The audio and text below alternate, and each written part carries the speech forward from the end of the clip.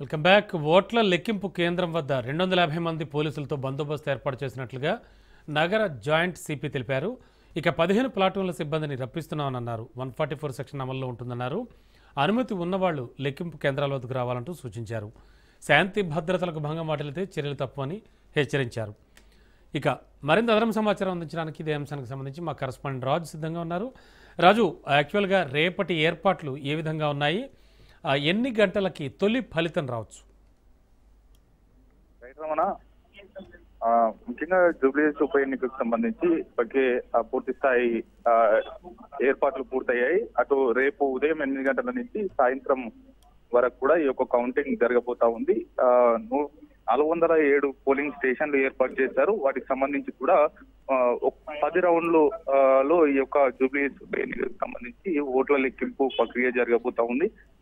ఇందుకు సంబంధించి కూడా 42 టేబుళ్లను ప్రత్యేక అనుమతితో కూడా ఏర్పాటు చేసినట్లు జిల్లా ఎన్నికల అధికారి ఆర్వి కర్ణన్ తెలిపినటువంటి పరిస్థితి అయితే ఉంది. మరోవైపు అటు కోట్ల విజయభాస్కర్ రెడ్డి స్టేడియంలో ఇప్పటికే పూర్తి స్థాయిలో కూడా అన్ని రకాల ఏర్పాట్లు చేశారు. ఆ స్టేడియం ఆవరణలో కూడా 144 సెక్షన్ అమల్లో ఉండనుంది. అంతేకాకుండా 3 అంచెల భద్రతా ఏర్పాట్ల నడుమ ఈ యొక్క కౌంటింగ్ జరగబోతా ఉంది. ఇప్పటికీ స్ట్రాంగ్ రూమ్ లో వద్ద భారీ బందోబస్తు ఏర్పాటు చేశారు.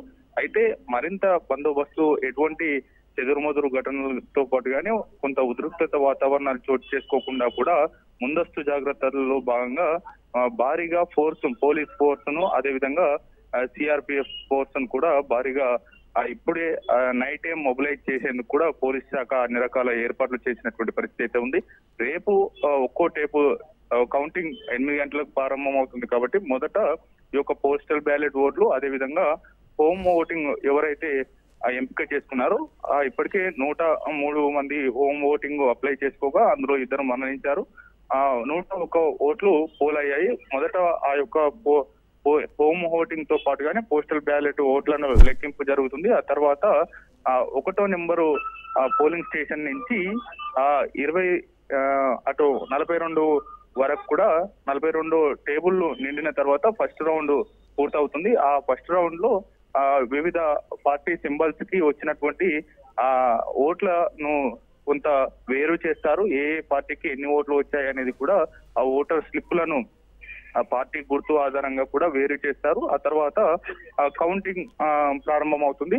ఏజెంట్లు అదేవిధంగా పోటీ చేసినటువంటి 58 మంది అభ్యర్థులతో పాటు నోటా గుర్తు కూడా ఉంది కాబట్టి 59 గుర్తులకు సంబంధించి కూడా ఈ యొక్క ఓటరు స్లిప్లు ఏవైతే ఉంటాయో ఆ వివి ప్యాడ్ లో నమోదైనటువంటి ఓటర్ స్లిప్లను కూడా ఆయా ఎన్నికల గుర్తు ఆధారంగా వేరు చేస్తారు. ఆ తర్వాత ఆర్డర్ వైజ్ గా కౌంటింగ్ పూర్తవుతుంది. ఒక్కో టేబుల్ వద్ద 3 ఎన్నికల అధికారులు కూడా విధులు నిర్వహించబోతా ఉన్నారు.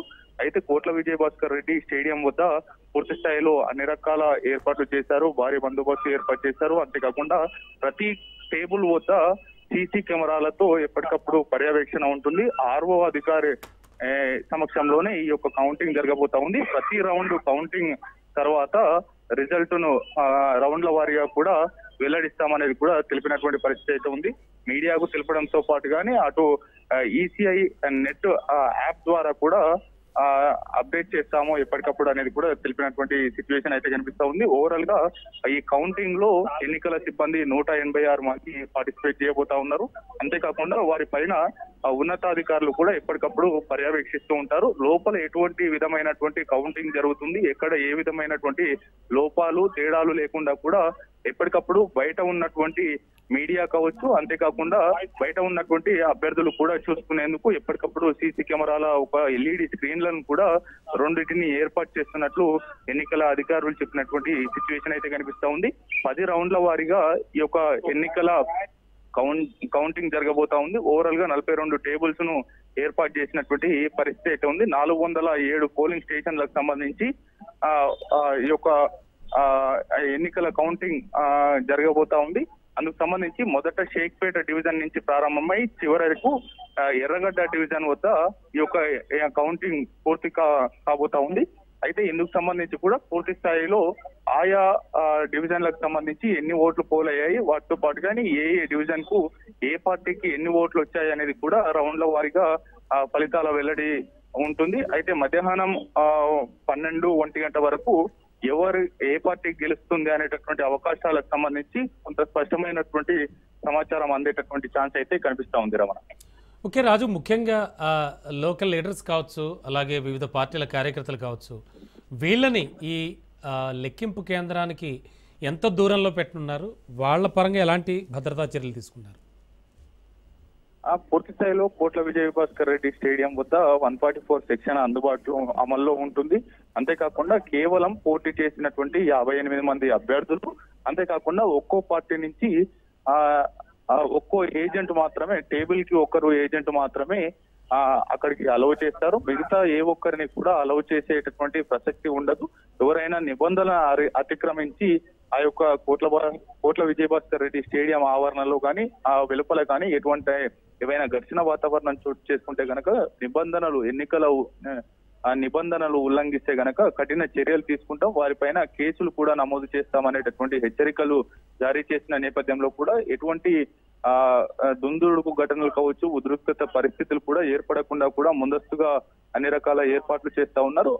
ఐడి కార్డు లేదంటే వారికి ఎన్నికల సంఘం ఇచ్చినటువంటి పాస్ మాత్రమే పాస్ ఉన్న వ్యక్తులను మాత్రమే లోపలికి అలౌ చేస్తాము. అంతేకాకుండా టేబుల్ వైజ్ గా కూడా ఒక్కొక్కరిని ఏజెంట్ను కూడా ఒక్కో పార్టీకి సంబంధించి ఒకరిని ఏజెంట్లుగా కూడా నియమించి వారి యొక్క ఆధ్వర్యంలోని ఈ యొక్క కౌంటింగ్ కూడా జరగబోతా ఉంది. Okay, thank you Raju.